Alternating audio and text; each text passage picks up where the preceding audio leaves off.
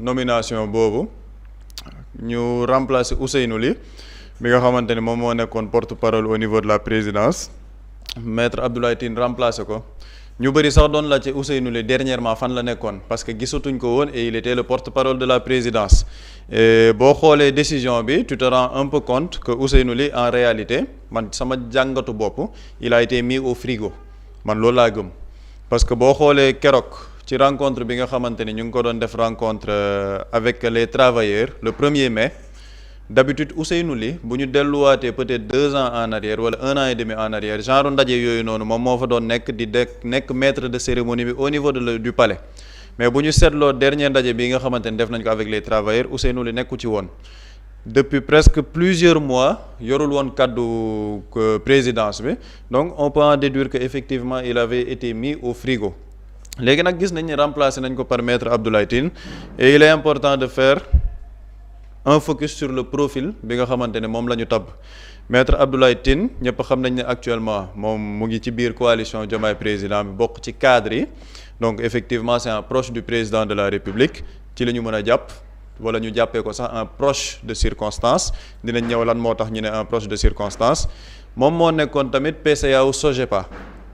muy nga xamante ni bànqaas boobu nga xamante ne DG Elimane Pouye lañ ko dénk léegi nag bu ñu defee le profil par rapport ak ki ñu dénk porte-parole présidence parce que pour que nit ñi mën ko xam porte-parole présidence mooy yow kaddu njiitub réew mi yow yaa koy yore président de la république bu mënut a wax yow yaay jottali ay waxam maanaam yow fépp foo waxee rek kaddu président de la république dafa mel ni yow président moom moo wax da ngaa jottali waxam donc loolu moom mooy un porte-parole de la présidence bu ñu xoolee nag par rapport au profil parce qu'en 2024 on nous a vendu une rupture jub-jubbal jubbanti transparence ak lépp li nga xamante ni dafay nekk gabegie bëgg mbirum àdduna wala bëgg mbirum nguur dañ koy jeexal bu ñu demee par rapport à sa gestion fële fi nga xamante ne moom mooy SOGEPA ñu sukkandiku ci journal Yor-Yor ñëpp déggoon nañ la polémique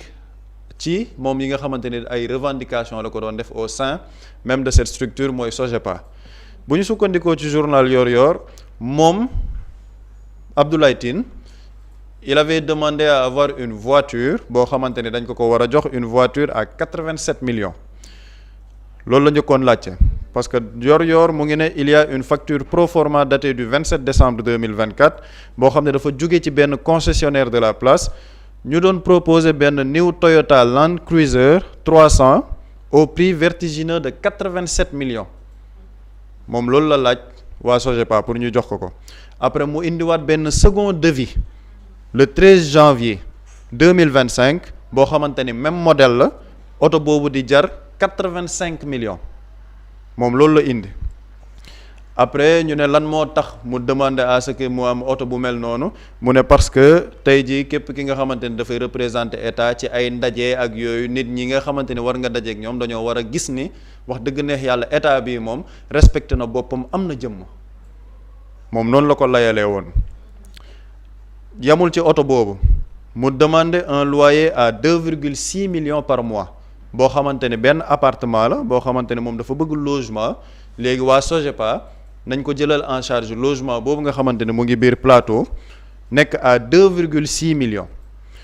Yor-Yor ne le coût financier de cette opération pour les caisses de la SOGEPA aurait été catastrophique mu ne loolu SOGEPA bu ko defoon doon na nekk lu doy waar ci caisse bi parce que le loyer mensuel mu ngi woon ci 2,588,000 francs porté à 2,650,000 bu ñu jëlee toutes les taxes comprises maanaam loyer bi nga xamante ne maître Abdoulaye Tine mu ngi ko laaj waa SOGEPA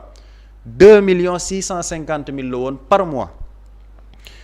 ñu ne loolu bu fekkee ne dañ ko waroon jox logement boobu noonu pour mu dugg il fallait xam nga fii ñëpp xam nañ ne booy di ut logement di nga joxe caution boobu da doon am 2 mois de caution les premiers mois de loyer ak une commission pour l'agence loolu la package boobu waa SOGEPA waroon jox pour que maître Abdoulaye Tine mën a dugg ci loyer boobu package boobu commission d'agence bi mu ngi toll ci 2,5 millions boo ko booleeg les 2 mois de caution nga boole ko avec les premiers loyers maître Abdoulaye Tine pour mu duggoon ci logement boobu noonu il fallait que SOGEPA débourser 12,974,000 francs CFA ci saasi donc moom dafa bëggoon SOGEPA jox ko oto 87 millions plus un logement à 2,6 millions boo xamante ni pour que mu dugg fa il faut SOGEPA joxe plus de 12 millions pour mu mën a bénéficier de ce logement moom bañ ko laajee par rapport ak justificatif parce que coow li ñëpp gis nañ mu defoon benn plainte ne dafay plainte le journal Yoor ci plainte boobu démentirul ni def na demande yooyu ci biir plainte bi dafa ne moom yooyu noonu yëpp mu sàkku woon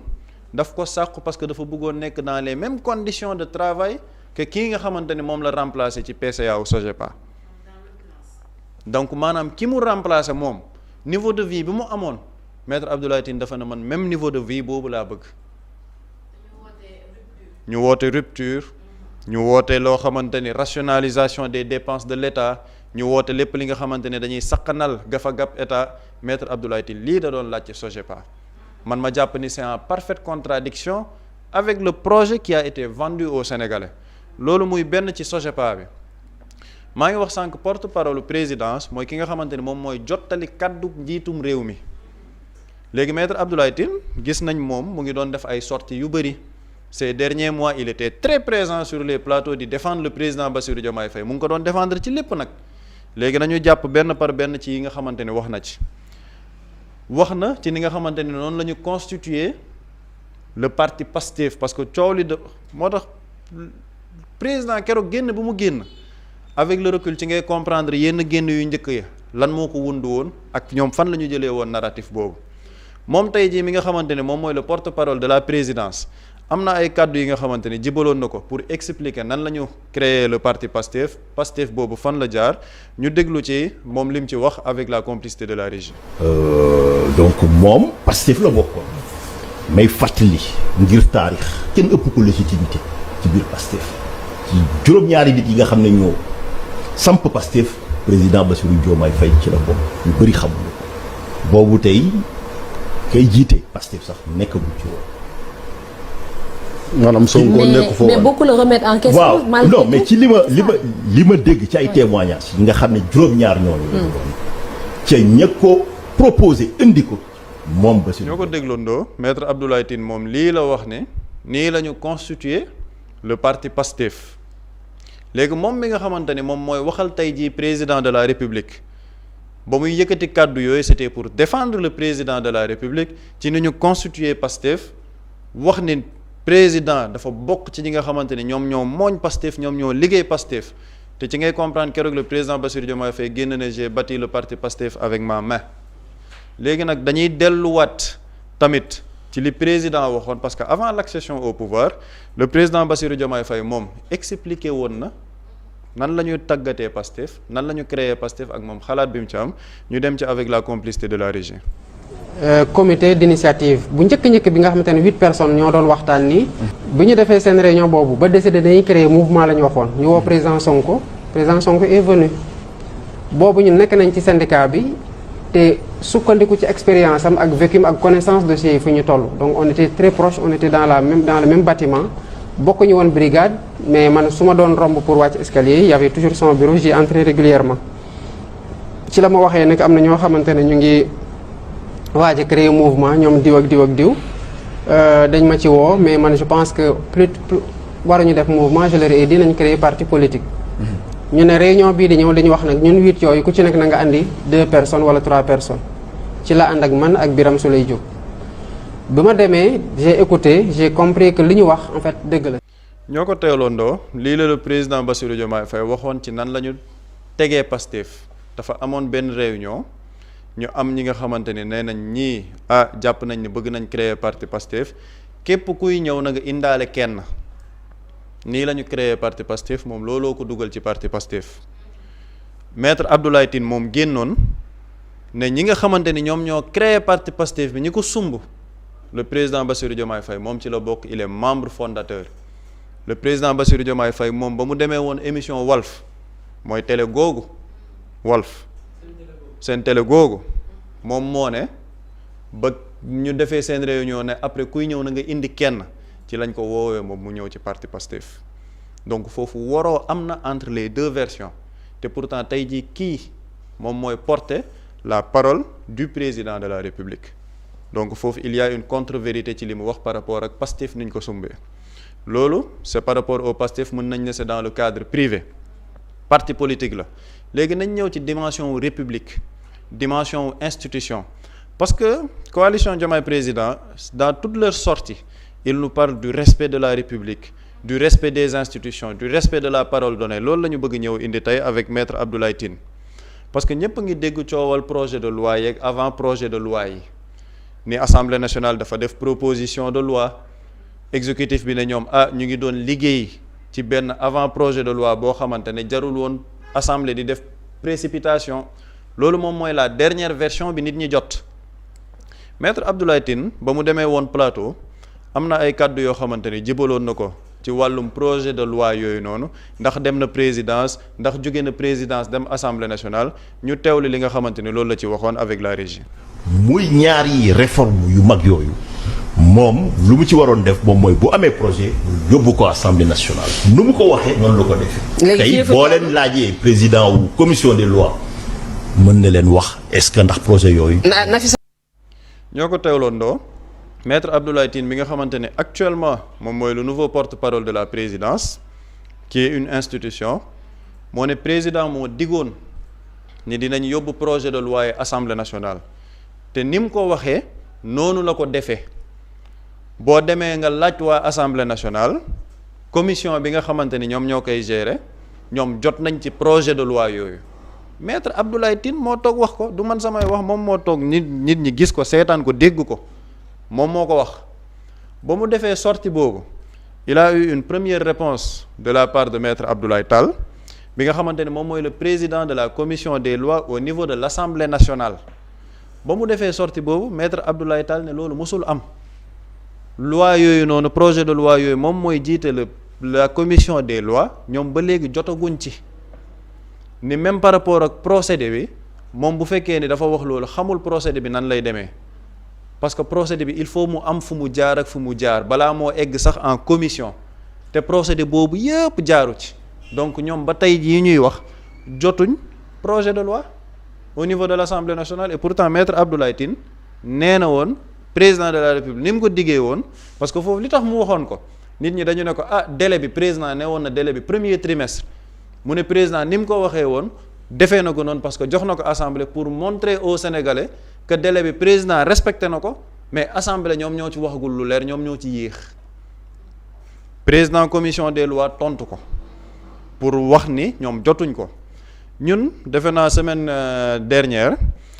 dalaloon nañ l'honorable député Aïcha Touré bi nga xamante ne elle est membre du bureau de l'Assemblée nationale nekk questeur au niveau de l'Assemblée nationale lépp luy dugg Assemblée nationale ci bureau bi moom xam na ko parce que projet de loi buy ñëw foofu déjà c'est adopté en conseil des ministres après ñu proposer leen ko ñoom au niveau du bureau moom bañ ko dalalee laaj nañ ko ndax projet de loi yooyu noonu ñoom jotoon nañ ci au niveau de l'Assemblée nationale ñu teewlu ci tontoom avec la complicité de la régie. C'est honteux même parce que comme projet de loi mënul tëb bureau Assemblée nationale di dem ci commission bureau bi moom mooy étudier moom mooy examiner la recevabilité bureau bi mooy buntu Assemblée nationale quand le président de l'Assemblée reçoit lu jóge ci exécutif il convoque le bureau de l'Assemblée nationale ñu statuer est-ce que li mën na jàll walla du jàll buñ ci waxtaanee ci lay soog a dem conférence des présidents ñoom conférence des présidents foofu le président commission yëpp di daje la cay topp commission bi koy recevoir ba koy saytu ak date bi nga xam ne moom la ñuy jël maanaam le calendrier loolu ça se fait en conférence des présidents donc moom bu ñëwee mu ne jébbal nañ ko foofu dina nekk lu ñu jaaxal et puis buñ ko jébbaloon ba pare pourquoi mu tudd avant projet bu dee lu ñu jébbal ba pare parce que assemblée projet lañ fay indi mais lii ñu wax avant projet bu fekkee woon pare na ba ñu déposé ko wax dëgg yàlla weesu na avant projet parce que da nga ne léegi liir bi juddu da nga ne léegi embryon la ñu wan ñu ne embryon la mënul nekk donc pour wax la ne faux débat la c'est des gens qui veulent polluer l'atmosphère mooy ñi nga xam ne dañu bëgg a indi li nga xam ne sotti ko si li nga xam ne prouesse la bi ñu def. ñoo ko teeloondoo kàddu yi nga xamante ne l'honorable député Aïcha Touré waxoon na ko ci plateau bi fii moom muy membre du bureau au niveau de l'Assemblée nationale ne moom déggul fi loolu ñëwee. jàppul ni waa bureau de l'Assemblée nationale tamit jot nañ ko parce que buñ ci jotoon dinañ ci waxtaan doog ko proposer au niveau de la commission des lois pour que ñu waxtaan ci donc assemblée nationale musul jot ay projet de loi te loolu xam nga lan moo ko firndeel li tax assemblée nationale musul jot ay projet de loi à la veille de la plénière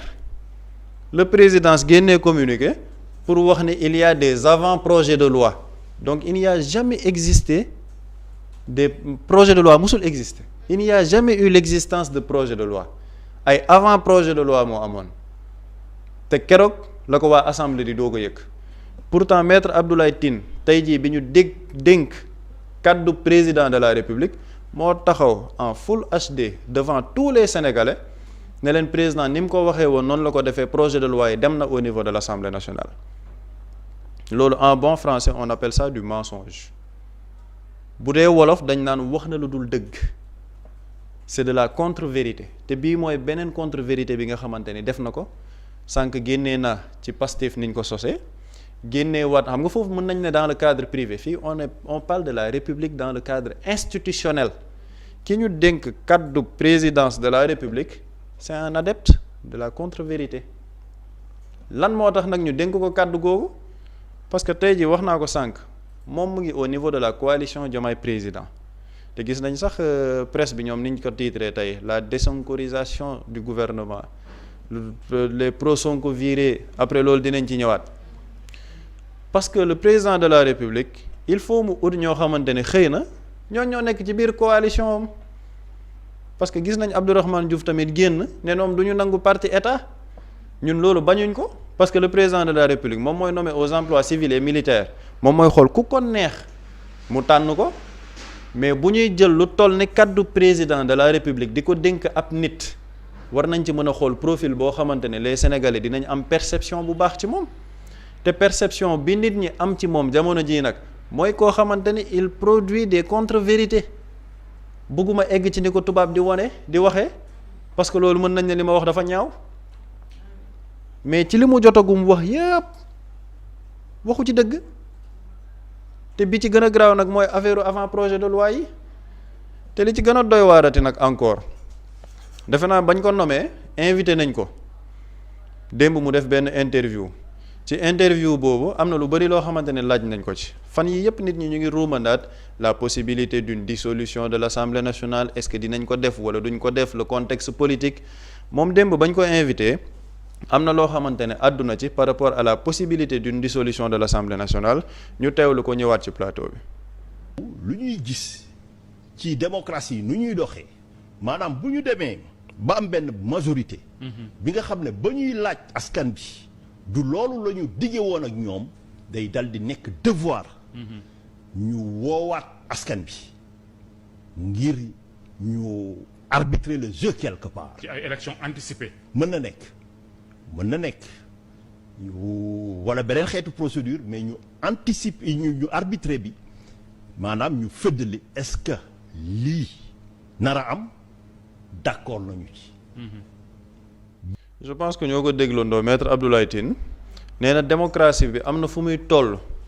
foo xamante ne dina laaj ñu demaat ci askan bi ñu arbitrer pour que ñu xool ndax programme bi ñu leen joxoon ndax programme boobu moom la nit ñi nekk di dérouler waa ji ne ko kon ci ay élections anticipées mu ne mën na nekk loolu mën na nekk li tax ma bëggoon extrait bi dugg mooy maître Abdoulaye Tine il ne s'est jamais prononcé depuis le début ci dissolution Assemblée nationale le timing pourquoi à la suite de sa nomination en tant que porte-parole de la présidence moom moo yore kaddu président démb nee na mën nañ dem vers une dissolution de l'Assemblée nationale mën na nekk c'est-à-dire que gis nga nomination yii nii yëpp il faut le dire ce sont des nominations politiques parce que bu ñuy xool critères de nomination dans un gouvernement wala au niveau de la présidence il faut des profils fiables surtout lépp lu jëm ci wax kaddu njiit dafa am valeur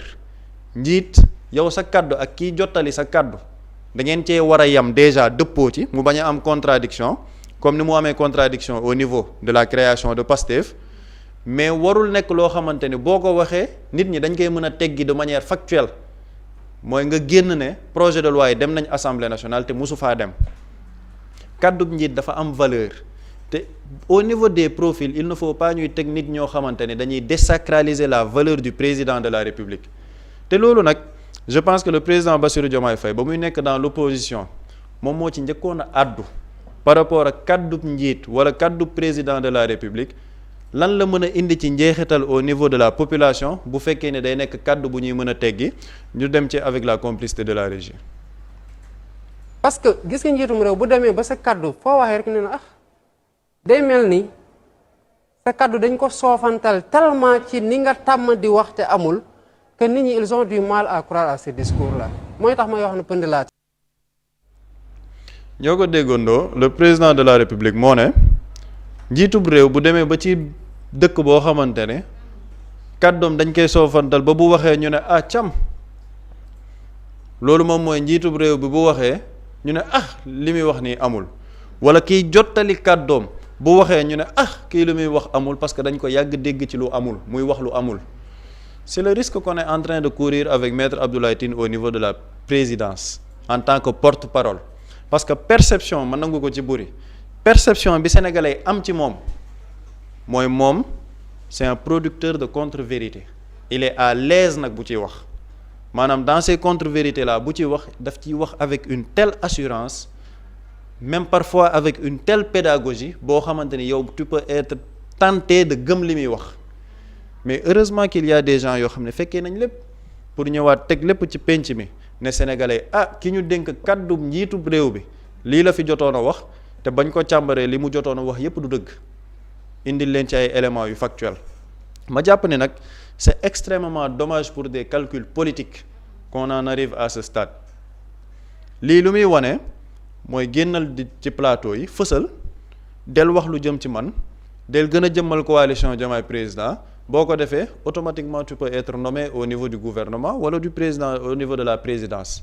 c'est exactement ça le message qu'est en train d'envoyer le président de la République à la population sénégalaise. ko doon gis Pape Samba ci régime bi fi jóge. Absolument moo tax ma ne on retourne en arrière c'est-à-dire que les Sénégalais dañoo def 5 pas en avant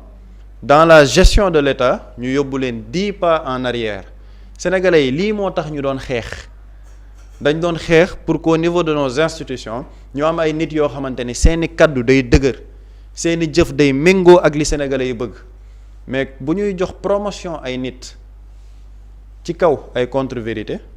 ci kaw wax lu dul dëgg foofu la population se pose des questions dañu naan man est-ce que ñii ma jiite mën naa leen doylu ci seen kaddu ak ci seeni jëf parce que dama leen a mës a dégg ñu wax loo xamante ne amul.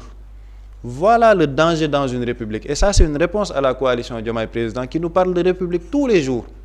la république ce sont des actes et ce sont des paroles yoo xamante ni day préserver la dignité c'est ça la république avant ñuy wax ay affaires de parti politique ak yooyu les hommes qui composent cette république yi koy incarner ils doivent être irréprochables au niveau de la parole et de l'acte mais bu ñu demee nag ba ñu ne tey ji ki ñu dénk kàddu njiitub réew mi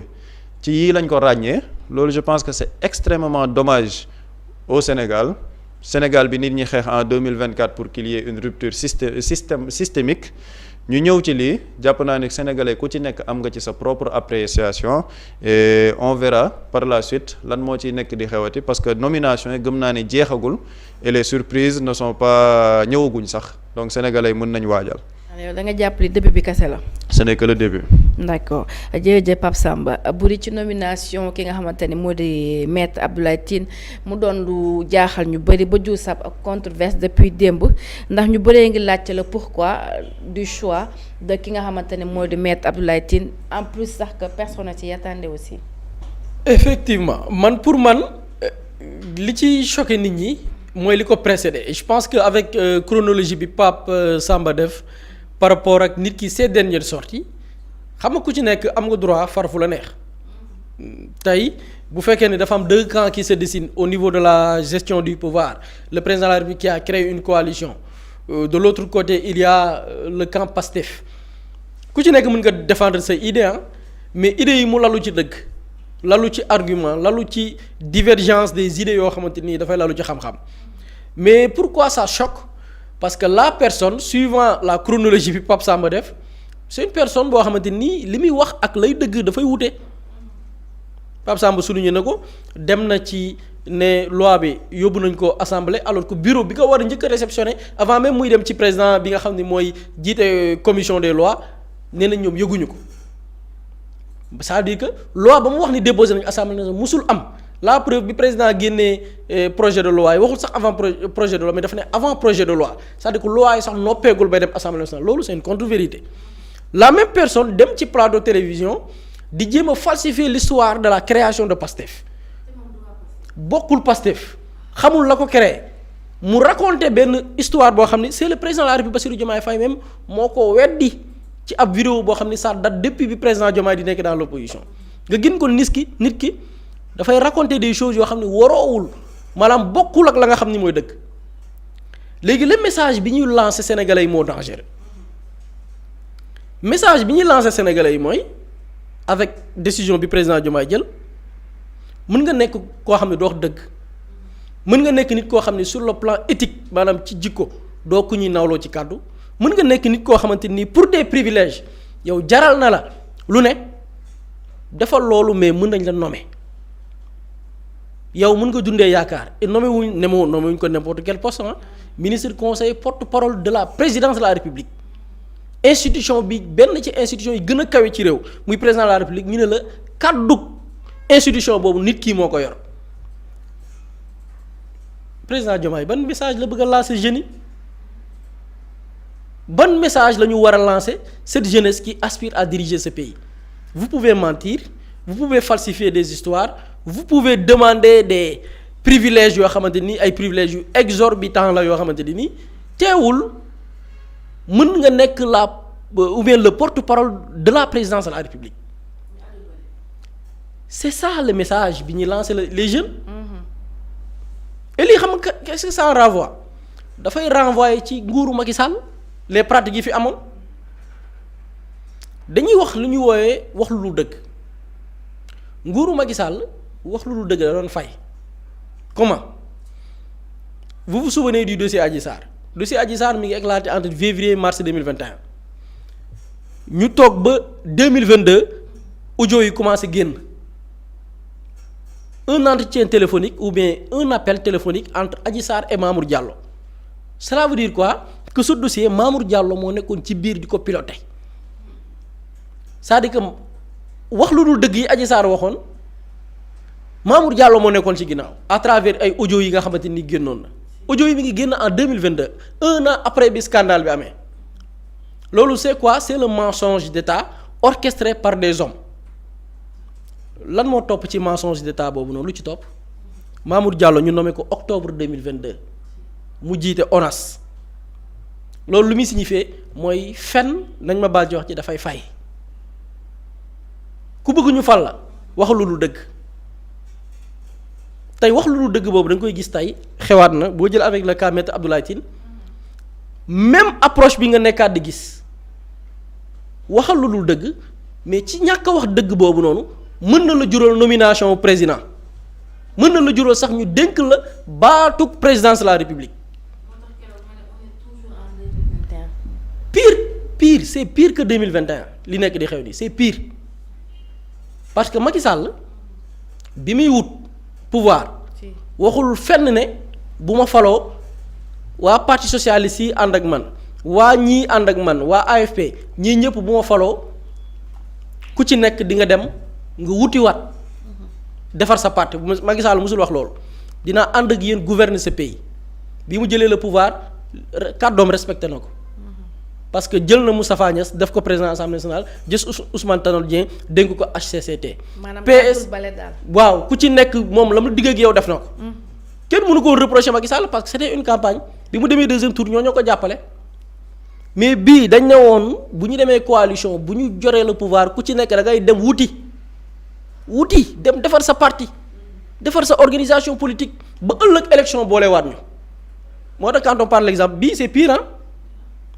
ñu ñëw ñu ne ok coalition boobu rek leen di dajalewaat te pourtant dañ ne woon bu ñu jotee le pouvoir coalition yi ku ci ne da ngay dem wutiwaat defaraat sa parti bañ a langaamu rek ci li nga xamante ni nii mooy parti bi nga àndaloon ba ñu porté ko au pouvoir donc loolu am na ci fait boo xamante ni nii pourtant digguwuñu woon loolu mais pire nit ka ñu boole ci coalition présidentielle ba dañ koy récompenser parce que wax na lu dëgg retour retour à la case départ dañuy reveniraat avec les vieilles méthodes les vieilles pratiques ma déggaat ci leneen Pape Samba wax ko ci waxam c'était une personne boo xam ne avant ñu koy def porte-parole du gouvernement il était président du conseil d'administration kër gi ñu naan SOGEPA bi gère tout ce qui est patrimoine de l'État les patrimoine bâti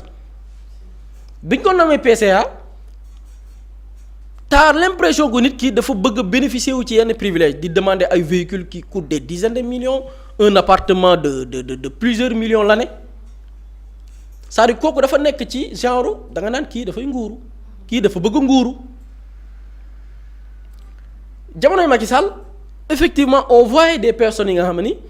lañ leen dénk dañ ci doon bëgg a def na ko sunu am na ñenn ñoo xam sax rapport daf leen épinglé woon boo jëlee en 2021 octobre 2021 am na un rapport de l'ARMP après mooy ARCOP moo remplacé ARMP mais jamono yooyu ARMP dafa génne woon un rapport épinglé la gestion de Bamba Fall maire de la Médina bi ñu épinglé Bamba Fall lan moo ci topp rapport mi ngi génne 2021 février 2022 Macky Sall nommé Bamba Fall ministre conseil c'est-à-dire yow même ci liñ la dénk bu la ci joxoñee baaraamu tuuma parce que ay mbir soit ay mbir la yu ñuy jund présumé détournement wala par exemple yow nitu nguur ga da nga bëgg a nguuru mën na la valoir une nomination lii moo nekkoon la leçon avec Macky Sall avec le cas maître Abdoulaye Tine tu vois la même approche et la même démarche nit ka ñu joxoñ parce que dafa doon demander des privilèges vraiment exorbitants parce que son prédécesseur amoon na ko la même personne mën nañ ko propulser mu nekk ministre conseiller porte-parole du gouvernement les mêmes pratiques avec Macky Sall dellu si waat na sous le régime du président Bassirou Diomaye Faye même pas 2 ans parce que li may wax nii ci Macky Sall xam nga Macky Sall kañ la ko def ci 2e mandat am mais bii même pas 2 ans on assiste à un Macky Sall bis aux pratiques de Macky Sall bis type xoola amul lu ci changé nga jëlaat même lan mooy c'est-à-dire que tey la leçon c'est clair ñi bëgg poste nekk leen nante xam ngeen fan ngeen war a jaar wax lu dul dëgg mën nañ la nommer wutal des prix ñu leen yow nitu nguur nga bëgg mën nañ la nommer kon gars yi les critères de nomination nit ñi xam nañ ko ku bëgg ñu nommer la xam nga fooy jaar Macky Sall amoon beneen pratique pour ñu nommer la attaquer Sonko ak Pastef loolu critère la woon pour Macky Sall nommer la mën naa la jox benn exemple avec Doudou Ka on se rappelle bi mu bëggee affirmer wu ci politique pour lu neex Macky Sall parce que Macky Sall joxe woon na la recette pour ñu nommer leen mooy il faut que ngeen attaquer Pastef Ousmane Sonko des attaques frontales Doudou Ka bi mu comprendre loolu qu'est-ce qu'il a fait dafa commencer attaquer Pastef à Ziguinchor am na benn attaque boo xam ne mi ngi ko def en octobre 2021 bëri woon na fi coow daf ko def septembre 2022 Macky Sall nommé ko ministre des transports aériens AIBD la nekkoon ñu propulser ko defal ko promotion pourquoi parce que Doudou Ka moom la ñu gis dans le sud kuy mais attaquer frontalement Ousmane Sonko cela veut dire quoi jamonoy Macky Sall attaquer Ousmane Sonko attaquer Pastef c'était un moyen d'avoir des nominations un privilège jëlaatal même cas nga tegaat ko ak maître Abdoulaye Tine ci lan lañ ko xamee seen révolution bi du tus yéen waa Pastef RFM la ko waxee woon pouvoir révolution mu ne du pouvoir Pastef mu ne du pouvoiru Pastef amuñ ci benn mérite suñu mérite la ñun ñëpp lu ci topp nomination ministre conseil porte-parole du gouvernement c'est-à-dire la leçon même critère de nomination yi Macky Sall doon nommé muy attaquer Pastef Ousmane Sonko mun nañ la jural nomination même cas bi dafa présenté woon ak maître Abdoulaye Tine attaquer Ousmane Sonko et Pastef moyen la pour être nommé bu ma yemee foofu rek neex na Diomaye a donné la recette politiciens professionnels yi ku ci yabu doon dante les mêmes pratiques yi nit ñi doon xeex jamonoy Macky Sall moo fi nekkaat kese. kon mën nañ xaar multiplication yenn sorties ci plateau mais bien sûr ak yenn dali ci actuellement comme que recette bi président Diomaye joxe na recette bi de ku bëgg poste attaquer Ousmane Sonko ku bëgg poste attaquer Pastef ku bëgg poste waxal lu dul dëgg toogal ci plateau bi demal ci plateau parce que il faut savoir que maître Abdoulaye Tine il était très actif plateau sur plateau attaque sur attaque manipulation sur manipulation désinformation sur désinformation boum